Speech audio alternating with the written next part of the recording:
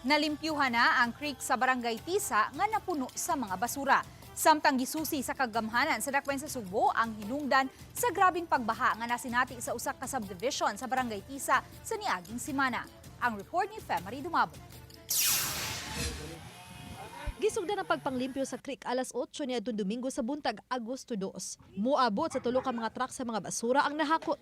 Dulaan sa 200 ka mga kawani sa Barangay Environment Office, City Engineering, DPS ug CDRRMO ang nanglimpyo.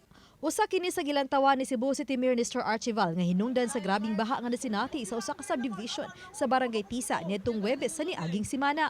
Ang duha ka tributary nga gikan sa Sacred Heart, ang katong usa gikan gyud dito sa Kawayanan, nag-abot. Take note kaning mga area sa Kawayanan perting daghana mga balay. Akong nabantayan ang tanan nga tubig nga gikan dinhi, gikan dito sa Kawayanan, padung gyud sa Lapaluma Village. Mo na pagahoy base ni Saka. Samtang ipasusi sa mayor kining establishmento nga nagtindog haduol sa creek. The structure, that's correct. Tan-awon pa gyud nato kung wala pa ni sila mulapas. Okay, ang atong nabantayan nga ang katong structure nga gibutang nila sa kilid sa ilang balay, building actually na hugno.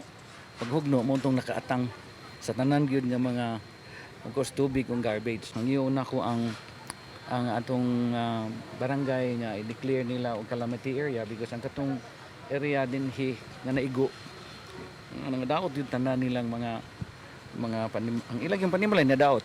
Gipaybaw sa mayor nga himuon ng matagsimana ang pagpanglimpyo sa maong creek. Samtang nangita og long-term solution sa nasinating pagbaha sa maong lugar.